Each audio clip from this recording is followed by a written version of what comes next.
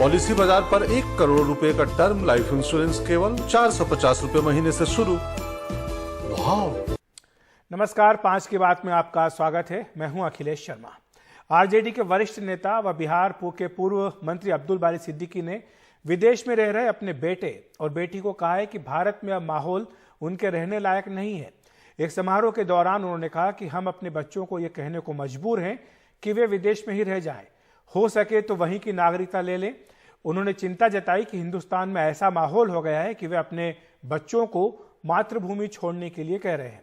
सिद्दीकी के इस बयान के समर्थन में महागठबंधन पार्टियों के साथ साथ कुछ विपक्षी दलों के नेता भी मैदान में उतर आए। वहीं बीजेपी ने इस बयान पर अब्दुल बारी सिद्दीकी को निशाने पर लिया है। मेरा एक बेटा है और एक बेटी है। बेटा अभी हार्वर्ड में पढ़ रहा है, बेटी लंदन स्कूल ऑफ इकोनॉमिक्स से पास आउट कर चुकी है। तो जो देश का माहौल है, अब आप कहिएगा भाई आप तो खुद हो यहाँ। तो हमने कहा अपने बेटा बेटी को कि नौकरी कर लो उधर ही, अगर सिटीजनशिप भी मिले तो ले लेना।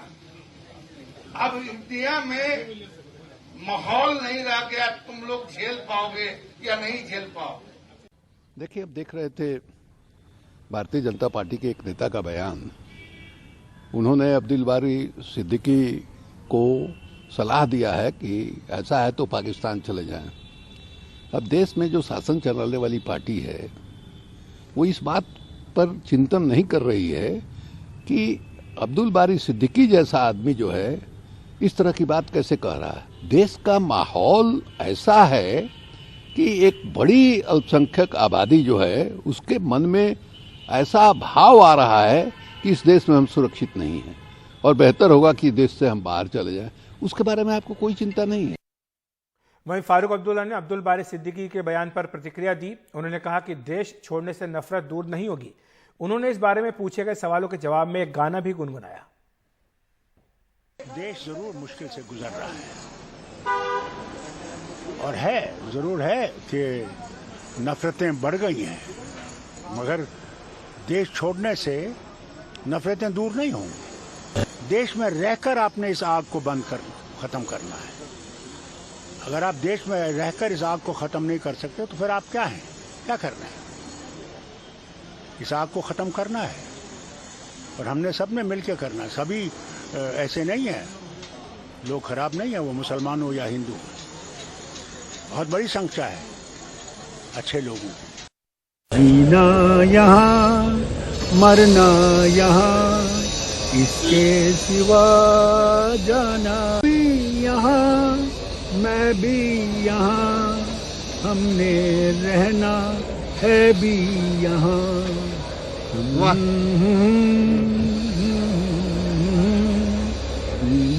सिवा जाना कहाँ। जिस तरीके से उन्होंने इस देश के साथ जो अपनी भावना रखी है, ये जो सांप्रदायिकता के रंगने वाले ऐसे नेताओं का असली चेहरा अब देश की जनता और बिहार की जनता देख रही है कि इस नेताओं के चेहरे के अंदर कितने सांप्रदायिक रंग चढ़े हुए थे, आज वो समझ रहा है। और यह इसी प्रकार का वातावरण करके, समाज को बांट करके, इस प्रकार के भय और आतंक के सहारे इन लोगों ने राजनीति की शुरुआत की थी, विभाजनकारी राजनीति के रास्ते ले जाने की शुरुआत की थी। आज उनका असली चेहरा देश और राज्य की जनता देख रही है। विवाद भड़कने के बाद अब्दुल बारी सिद्दीकी ने अपने बयान पर सफाई दिया। जो बयान दिया हमने एक काउंसिल के, बिहार विधान परिषद के जो सभापति हैं उनके स्वागत में एक समारोह था, एक उर्दू अखबार के द्वारा। उसमें हमने बहस छेड़ी कि आखिर क्यों कर भाई नौकरी की अपॉर्चुनिटी होगी तो क्यों जाएगा यहाँ से लोग बाहर दूसरे जगह। अगर अच्छा माहौल होगा और अच्छा अपॉर्चुनिटी मिलेगा तो आखिर इस देश से बहुत सारे, आप जाके अमेरिका में पता लगाइए ना कि किस स्टेट के बहुसंख्यक लोग वहाँ की नागरिकता लेके व्यापार कर रहे हैं, नौकरी कर रहे हैं, लगे हुए हैं वहाँ। अब्दुल बारी सिद्दीकी के बयान का वीडियो जब से वायरल हुआ है तब से दिल्ली से लेकर पटना तक बिहार की राजनीति में भूचाल सा आ गया है। अब्दुल बारी सिद्दीकी जो आरजेडी के वरिष्ठ नेता हैं और कई टर्म एमएलए एमएलसी रह चुके हैं, वो अभी भी अपने बयान पर इस बात को लेकर कायम है कि भले ही उनकी कितनी भी राजनीतिक आलोचना हो, लेकिन ये बिहार और खासकर आज की राजनीति की ये सच्चाई है। और कोई भी मुस्लिम नेता अपने परिवार के सदस्यों, खासकर अपने बच्चों को अब राजनीति में नहीं लाना चाहता, और उसे अगर विदेश में कोई मौका मिल रहा है तो उनका एक तरह से दबाव होता है कि आप वहीं पर रहें और यहाँ वापस आने की कम से कम कोशिश ना करें, क्योंकि ना तो आपको राजनीतिक विरासत मिलेगी और समाज में आपको तरह तरह के ताने सुनने को मिल सकते हैं। जहां तक जनता दल यूनाइटेड का सवाल है तो निश्चित रूप से उसके नेताओं ने कल इस बयान का समर्थन किया था, लेकिन आज कुछ सांसदों, जिसमें सीतामढ़ी के सांसद सुनील पिंटू शामिल हैं, उन्होंने इस बयान पर अपना एक तरह से रिजर्वेशन जाहिर किया है। बीजेपी की कोशिश है कि इस बयान के माध्यम से न केवल अब्दुल बारी सिद्दीकी बल्कि पूरे महागठबंधन को घेरा जाए। लेकिन वहीं अब्दुल बारी सिद्दीकी के करीबी नेताओं का कहना है कि उन्होंने जो कुछ भी कहा है वो सच्चाई है, वो चाहे बीजेपी हो या महागठबंधन। आजकल जब मुसलमानों को राजनीतिक हिस्सेदारी देने की बात होती है या समाज में उनको कोई भी किसी भी तरीके की पार्टिसिपेशन की बात होती है तो हर कोई फूक फूक कर कदम रखता है, जिससे उन्हें काफी अपमानित या आप कह सकते हैं कि उन्हें काफी एक तरह से इंसल्ट फील होता है। और कहीं ना कहीं अब्दुल बारी सिद्दीकी जो राजनीति के बहुत ही मजे हुए खिलाड़ी हैं और कोई वो हर दिन बयान नहीं देते हैं, अगर उन्होंने ये बयान दिया है तो निश्चित रूप से समाज के अंदर, खासकर मुस्लिम समुदाय के अंदर जो एक रोष है उसको उन्होंने जग जाहिर या पब्लिक डोमेन में रखा है।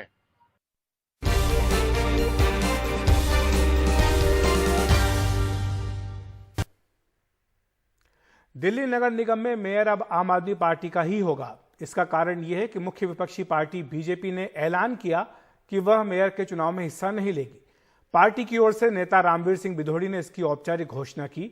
बीजेपी ने कहा कि लोगों ने उन्हें बहुमत दिया है और वो अपना मेयर और डिप्टी मेयर बनाए। आपको बता दें कि 6 जनवरी को एमसीडी मेयर का चुनाव होना है। इस बीच आज आम आदमी पार्टी ने मेयर पद के लिए शैली ओबेरॉय को उम्मीदवार बनाया, जबकि डिप्टी मेयर आले मोहम्मद इकबाल को उम्मीदवार बनाया गया है। भारतीय जनता पार्टी जो है, जो मेयर का चुनाव है, हम उसमें पार्टिसिपेट नहीं कर रहे हैं। लोगों ने उनको मेजोरिटी दी है, वो मेयर बनाए, अपना डिप्टी मेयर बनाए, और जो कमिटमेंट दिल्ली के लोगों के साथ की है कि हाउस टैक्स भी समाप्त कर देंगे, दिल्ली की सड़कों को लंदन और पेरिस वाली बना देंगे, लाइसेंसिंग फीस भी समाप्त कर देंगे, ये जो कूड़े का ढेर है इसको भी 1 साल के अंदर समाप्त कर देंगे, तो अब उनको फ्री हैंड है, हमारा पूरा सहयोग उनके साथ है। आम आदमी पार्टी ने दिल्ली में मेयर और डिप्टी मेयर पद के लिए अपने उम्मीदवारों की घोषणा कर दी है। डॉक्टर शैली ओबरॉय पूर्वी पटेल नगर से पहली बार जीतकर पार्षद बनने वाली डॉक्टर शैली ओबरॉय को आम आदमी पार्टी ने अपने मेयर पद का उम्मीदवार घोषित किया है। खास बात यह है कि डॉक्टर शैली ओबरॉय पूर्वी पटेल नगर से जीती हैं। ये इलाका जो है दिल्ली बीजेपी के पूर्व अध्यक्ष जो चुनाव में अध्यक्ष हुआ करते थे, आदेश गुप्ता, ये उनका इलाका है और बीजेपी का गढ़ ये इलाका माना जाता था। और यहाँ पर डॉक्टर शैली ओबरॉय ने जीत दर्ज की है, तो उसका इनाम जो है उनको मिलते हुए दिखाई दिया था। डॉक्टर शैली ओबरॉय के नाम से ऐसा लगता है कि क्या ये एमबीबीएस डॉक्टर हैं या पीएचडी वाली हैं, तो ये एमबीबीएस डॉक्टर नहीं है, ये पीएचडी वाली डॉक्टर शैली ओबरॉय हैं। तो इनको जो है आम आदमी पार्टी ने अपने मेयर पद का उम्मीदवार घोषित किया है। खास बात यह है कि जिस पटेल नगर में से ये जीत कर आई हैं, वो पटेल नगर पूरी दिल्ली में आम आदमी पार्टी के लिए एक ऐसा इलाका रहा कि जितने भी आम आदमी पार्टी के मंत्री थे उनमें यही एक मंत्री ऐसे थे जिसमें सारी सीटें जो हैं या सारे वार्ड जो हैं विधानसभा के अंदर आम आदमी पार्टी जीत गई, तो उसका इनाम मिलते हुए दिखाई दे रहा है। डिप्टी मेयर पद के लिए आम आदमी पार्टी ने आले मोहम्मद इकबाल का नाम घोषित किया है। आले मोहम्मद इकबाल कोई नया नाम नहीं है, ये पुराना नाम है। इनके पिताजी शोएब इकबाल मटिया महल से सालों से विधायक हैं और ये दूसरी बार ये चुनाव जीत कर आए हैं। खास बात यह है कि इन चुनावों में आम आदमी पार्टी ने जो पूरी दिल्ली में जो सबसे बड़ी जीत दर्ज की थी वो इन्हीं की थी। करीब 17,000 से ज़्यादा वोटों से ये चुनाव जीत कर आए थे, तो उसका भी जो है पारितोषिक जो है मिलते हुए यहाँ पर दिखाई दे रहा है। एक खास बात यह है, चर्चा ये भी ज़रूर चलेगी कि इन चुनावों में ये दिखाई दिया था कि मुस्लिम वोट जो है वो कहीं ना कहीं आम आदमी पार्टी से छिटकता हुआ दिखाई दिया, क्योंकि पिछले 2-2.5 साल में जो इंसिडेंट हुए, जो हालात बने, जो राजनीति बनी, उससे ये संदेश गया कि क्या आम आदमी पार्टी जो है मुसलमानों के साथ में जो है खड़ी नहीं होना चाहती है या उनके मुद्दे नहीं उठा रही है। तो उससे ये दिखाई दिया कि इन चुनावों में वोट जो है आम आदमी पार्टी से छिटककर कांग्रेस की तरफ गया, जिसकी वजह से कांग्रेस को जो है वो वोट मिलते दिखाई दिए। कांग्रेस के कुल 9 पार्षद हैं, उनमें से 7 जो हैं वो मुस्लिम हैं। तो ये भी चर्चा चलेगी कि क्या आम आदमी पार्टी ने उसको भी ध्यान में रखकर ये जो है आले मोहम्मद इकबाल को डिप्टी मेयर बनाया है। लेकिन सारी चर्चाओं के बीच में ये बिल्कुल नहीं भूल सकते हैं कि सबसे बड़ी जीत जो है आम आदमी पार्टी के लिए दर्ज की वो आले मोहम्मद इकबाल ने ही की है। तो ये 2 नाम हैं जो मेयर और डिप्टी मेयर पद के लिए आम आदमी पार्टी ने आज घोषित किए हैं, और ये तय है कि यही जो उम्मीदवार हैं, यही दिल्ली के मेयर और डिप्टी मेयर 6 जनवरी को जब पहली मीटिंग होगी दिल्ली नगर निगम की, तो ये घोषित तो हो जाएंगे, क्योंकि जो मुख्य विपक्षी पार्टी बीजेपी है उसने पहले ही घोषणा कर दी है कि वो मेयर पद के चुनाव में हिस्सा नहीं लेगी। उसका कहना है कि आम आदमी पार्टी को बहुमत मिला है, वही मेयर डिप्टी मेयर बनाएं और दिल्ली के लोगों से जो वादे किए हैं वो पूरे करें। उनको हमारी शुभकामनाएं। दिल्ली से मैं शरद शर्मा, एनडीटीवी इंडिया। मेरे साथ दिल्ली की अगली मेयर डॉक्टर शैली ओबरॉय हैं। आपका बहुत बहुत स्वागत है। दिल्ली की अगली मेयर मैं इसलिए कह रहा हूं क्योंकि ये तय है कि बीजेपी ने कह दिया है कि वो मेयर के चुनाव में हिस्सा नहीं लेंगे, तो जो आम आदमी पार्टी के उम्मीदवार हैं वही दिल्ली की अगली मेयर होंगी।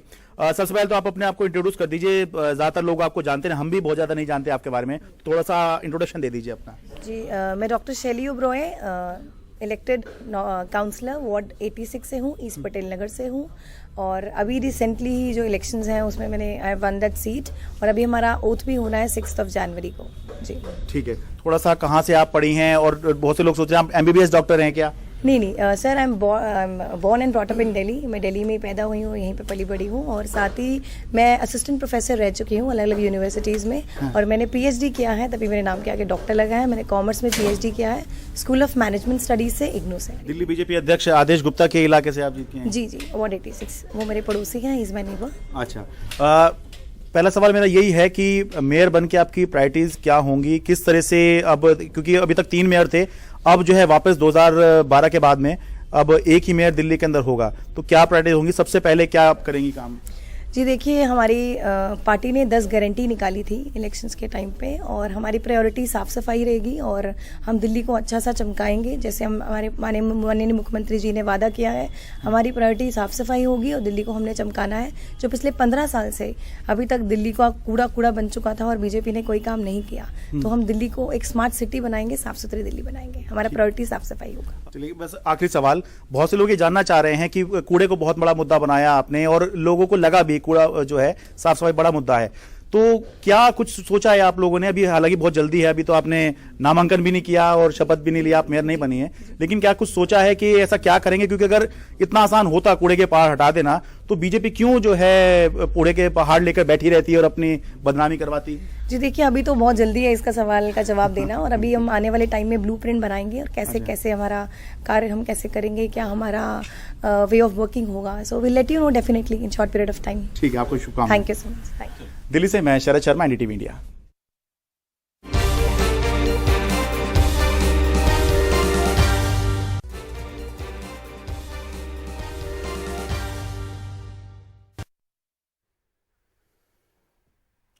बिहार में जहरीली शराब से हुई मौतों को लेकर प्रदर्शन किया गया। आज बिहार के जितने बीजेपी सांसद हैं उन्होंने संसद परिसर में सुबह इस बारे में विरोध प्रदर्शन किया। गांधी प्रतिमा के सामने सारे बिहार बीजेपी के सांसद जुटे। उन्होंने मृतकों के परिजनों को मुआवजा देने की मांग भी की। साथ ही उन्होंने ये भी कहा कि शराब माफिया को संरक्षण देना बंद किया जाए।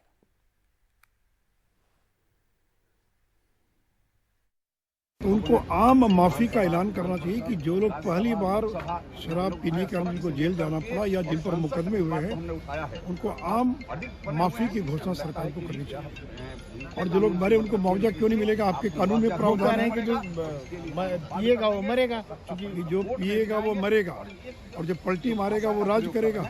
ये नहीं चलने वाला है। और जो पिएगा क्या वो हत्या और बलात्कार का अपराधी है? अरे उसने पी लिया, आपके सरकार में कानून है कि पीना अपराध है, तो कोई शातिर अपराधी नहीं है कि आप उसको मौत की सजा सुना दीजिए। कि गलत नीतियों की वजह से तो ये सारा कुछ हो रहा है, लोगों की जाने जा रही है। 100 जान तो अभी आपने देखा गई, 1000 से अधिक लोग मर चुके हैं और शराब फेल है। माफियों को संरक्षित कर रहे हैं, सारा का सारा कानून फेल है। तो आपके समय में लागू हुई थी ना, आपकी सरकार में थे। हम लोग आज भी शराबबंदी के पक्ष में हैं, कहाँ उसके विरोध में? कानून कौन लागू करेगा? इसके कानून लागू अगर नहीं हो रहा है और आप खुद कह रहे हैं कि गड़बड़ी पैदा अभी भी हो रहा है, तो उसको कंट्रोल कौन करेगा? उत्तर प्रदेश में बरेली के एक सरकारी स्कूल में प्रार्थना को लेकर विवाद हो गया है, जिसका वीडियो वायरल हो रहा है। कुछ हिंदू संगठनों ने फरीदपुर थाने में मुकदमा दर्ज कराया, जबकि इस मामले में स्कूल के प्रिंसिपल को बीएसए के आदेश के बाद सस्पेंड कर दिया गया है। आरोप है कि स्कूल के प्राचार्य नायक सिद्दीकी और शिक्षक वजरुद्दीन अलग तरह से बच्चों को स्कूल में प्रार्थना कराते थे।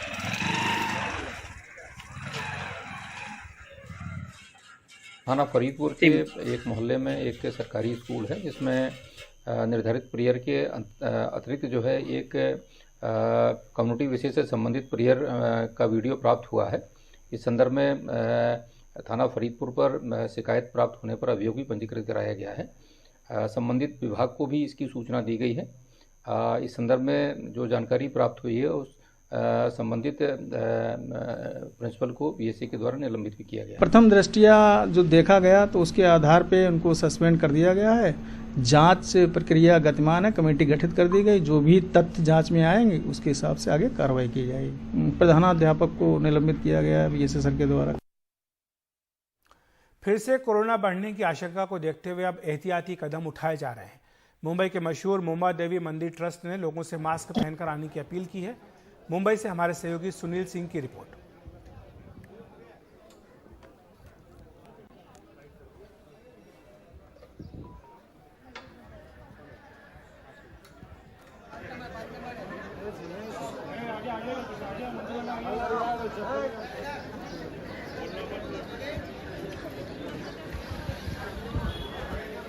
चीन में बड़े कोरोना के खतरे को देखते हुए देश में भी एक बार फिर से कोरोना के संक्रमण के बढ़ने का खतरा पैदा हो गया है, आशंका होनी शुरू हो गई है। लिहाजा सरकारें भी अब जो है कि सतर्क हो चुकी हैं। भारत सरकार ने जहां बैठकें लेनी शुरू कर दी हैं, वहीं राज्य सरकारों ने भी टास्क फोर्स से बात करना शुरू कर दिया है और एडवाइजरी भी एक तरह से आनी शुरू हो गई है। खास करके मास्क पहनना चाहिए, हालांकि उसे अनिवार्य नहीं किया गया है, लेकिन ये माना जा रहा है कि जहां भीड़ भाड़ वाले इलाके वहां पर मास्क पहनना चाहिए। और इसी को देखते हुए हम देख रहे हैं, क्योंकि मुंबई जिसमें कि बहुत ही हमेशा जहाँ जगह भीड़ रहती है, चाहे लोकल गाड़ियाँ लोकल चीज हो या फिर बाजार हो, हर जगह भीड़ रहती है। वैसे ही मंदिरों में भी काफ़ी भीड़ रहती है। तो हालांकि तो अभी हम देख रहे हैं कि यहाँ पर मुंबई में हम मुंबा देवी मंदिर के पास हैं। ये मुंबई का सबसे प्राचीन और महत्वपूर्ण मंदिर है, जहाँ की मान्यता है और बड़ी संख्या में, हजारों की संख्या में देखिए लोग भक्तगण यहाँ पर आते हैं मुंबा देवी का दर्शन करने। तो मंदिर प्रशासन ने अपनी तरफ से यहाँ पर एक एडवाइजरी चालू की है, या हम कह सकते हैं कि प्रोटोकॉल शुरू किया है कि उन्होंने अपने जो कर्मचारी हैं उनको मास्क अभी से पहनना शुरू करा दिया है और साथ ही जो सिक्योरिटी हैं उनको भी मास्क उन्होंने पहनना शुरू कर दिया। और लोगों से भी अपील कर रहे हैं, क्योंकि अब फिर से एक बार कोरोना का खतरा बढ़ने की आशंका हो गई है, तो लोग भीड़ भाड़ जहाँ भी हो वहाँ पर मास्क पहने। तो लोगों से अपील कर रहे हैं। ये देखिए ये मंदिर है और यहाँ पर दर्शन करने के लिए बड़ी संख्या में, हजारों की संख्या में भक्तगण आते हैं, परिवार के साथ आते हैं, बच्चे होते हैं, महिलाएं होती हैं, बड़े बूढ़े सभी तरह के लोग होते हैं। तो इस दौरान कोई कोरोना का खतरा न पैदा हो, संक्रमण न बढ़े, इसके लिए एहतियातन इस मुंबा देवी मंदिर ने मुंबई में पहल की है कि इस तरह की एडवाइजरी का पालन किया जाए। लिहाजा उन्होंने अपनी तरफ से शुरुआत कर दी है। इस संबंध में बात करने के लिए हमारे पास यहाँ पर हैं सिक्योरिटी सुपरवाइजर हैं अप्पा बचाओ। हम उनसे बात करते हैं कि आखिर किस तरह की यहाँ पर आप लोगों ने किस तरह का एहतियात बरतना शुरू कर दिया है, खास करके जो कोरोना का संक्रमण बढ़ रहा है। तो प्रोटोकॉल का पालन एक तरह से किया जा रहा है, ऐसा बताया जा रहा है।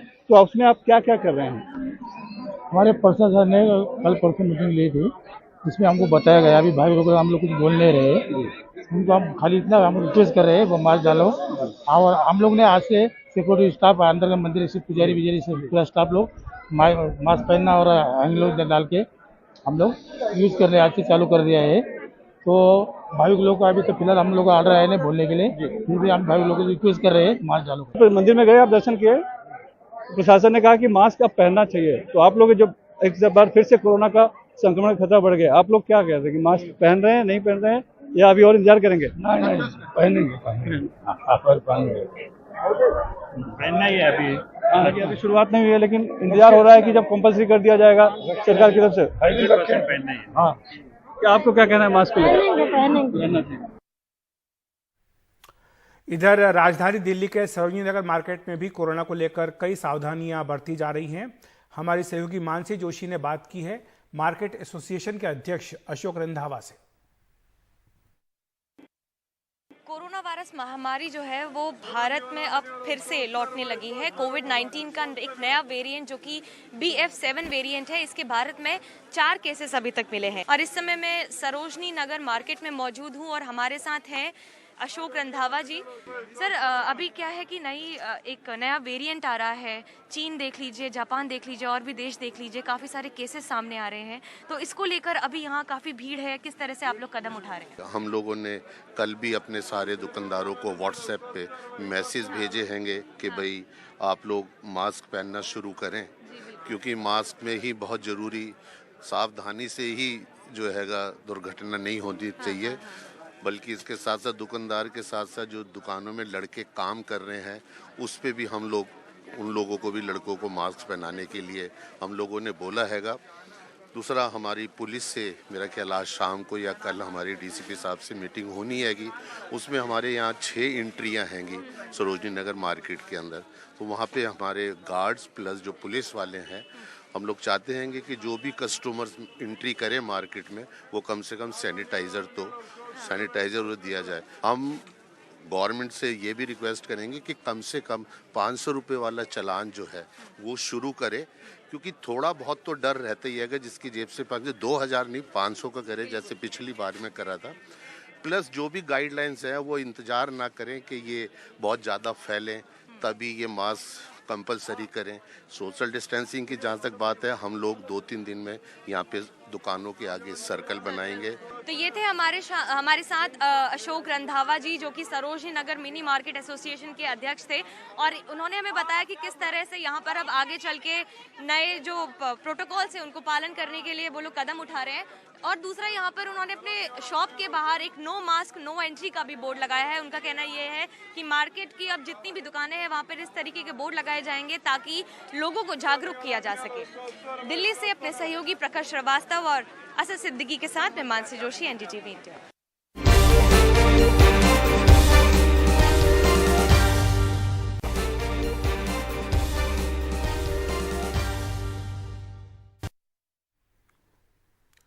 संसद के दोनों सदनों की कार्यवाही आज अनिश्चितकाल के लिए स्थगित कर दी गई। लोकसभा और राज्यसभा की कार्यवाही स्थगित की गई है। आज शीतकालीन सत्र का आखिरी दिन था। आपको बता दें कि ये शीतकालीन सत्र 29 दिसंबर तक चलना था, लेकिन 6 दिन पहले ही इसे 23 दिसंबर को समाप्त कर दिया गया।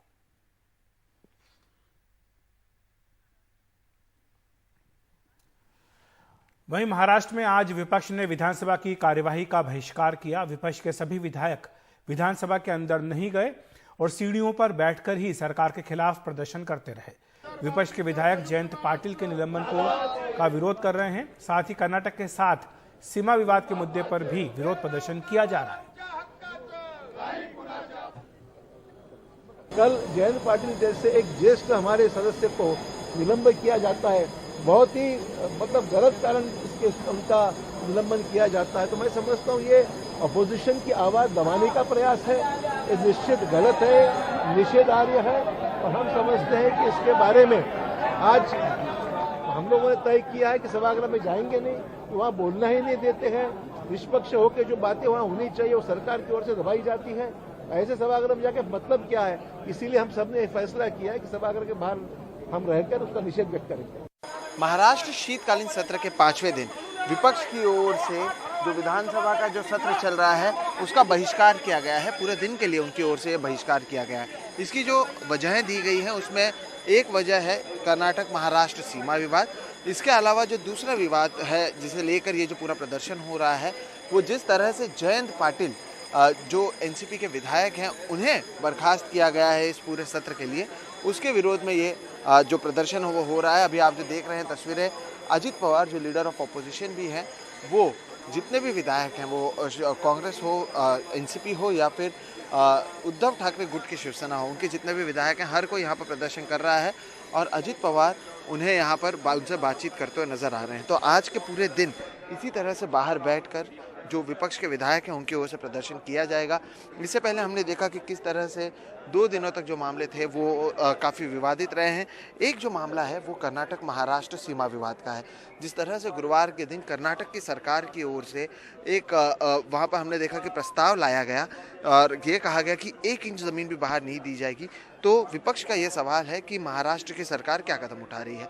दूसरा, जिस तरह से जयंत पाटिल को पूरे इस सत्र के लिए सस्पेंड किया गया है, उसे लेकर भी सवाल उठाया जा रहा है और यह आरोप लगाया जा रहा है कि विपक्ष को स्पीकर बोलने नहीं दे रहे हैं और इसलिए ये जो प्रदर्शन है ये देखने मिल रहा है। तो महाराष्ट्र का जो अधिवेशन है उसके 5वें दिन हम देख रहे हैं, जो शीतकालीन सत्र चल रहा है उसमें विपक्ष दिन भर के लिए वो इस कार्यकाल में वो शामिल नहीं होंगे। जो कामकाज दिन भर चलेगा उसमें वो शामिल नहीं होंगे और इसी तरह से विधानसभा की सीढ़ियों पर बैठकर वो प्रदर्शन करने वाले हैं। नागपुर से कैमरा पर्सन राजेंद्र दयालकर के साथ सोहित मिश्रा, एनडीटीवी इंडिया। बात करते हैं मध्य प्रदेश की, जहां विधानसभा का शीतकालीन सत्र 5 दिनों का ही था, लेकिन 1 दिन पहले ही खत्म हो गया। वैसे पहली बार नहीं है, संसद या विधानसभा चर्चा के बाद कानून बनाते हैं। सत्र के दिन तय करने में सत्ता और विपक्ष दोनों की भूमिका होती है, लेकिन अब सत्र के दिनों में हंगामा ज्यादा हो रहा है। मध्य प्रदेश में 15वीं विधानसभा का शीतकालीन सत्र 1 दिन पहले ही खत्म हो गया। सरकार ने विपक्ष के अविश्वास प्रस्ताव पर जीत दर्ज की, लेकिन ये सत्र भी निर्धारित अवधि से पहले खत्म हो गया। 15वीं विधानसभा में अब तक 4 साल में 102 दिनों का सत्र आहूत किया गया, लेकिन सदन चला सिर्फ 60 दिन। इन 60 दिनों में 116 विधेयक और 41 अध्यादेश पारित हुए। इस दौरान सत्ता का जोर विधायी काम पूरे करने पर रहा और विपक्ष का सरकार को कटघरे में खड़ा करने पर, लेकिन इन सब के बीच जबरदस्त शोर शराबा हुआ। दोनों एक दूसरे को इसका जिम्मेदार बताते रहे। सदन की गरिमा है, सदन का नियम है, कायदा है, सदन की चलने की एक परंपरा है, उसका हमें पालन करना होगा।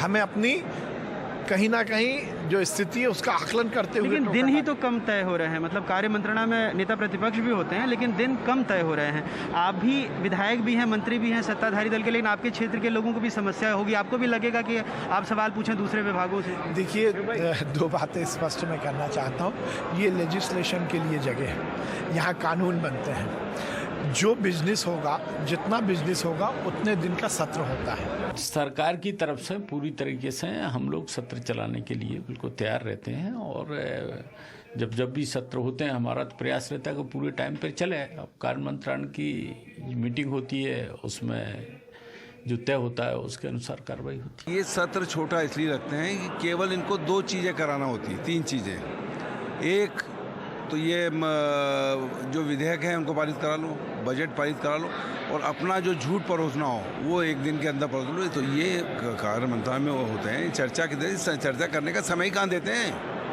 पिछले 1 दशक में 2003 से 2008 के बीच 12वीं विधानसभा में 275 दिनों के लिए सत्र बुलाया गया। चर्चा हुई सिर्फ 159 दिन। 2008-2013 में 13वीं विधानसभा में 265 दिनों के लिए सत्र बुलाया गया। चर्चा हुई 158 दिन। 2013 से 2018 तक 14वीं विधानसभा में 182 दिनों का सत्र बुलाया गया। सदन बैठा सिर्फ 135 दिनों तक।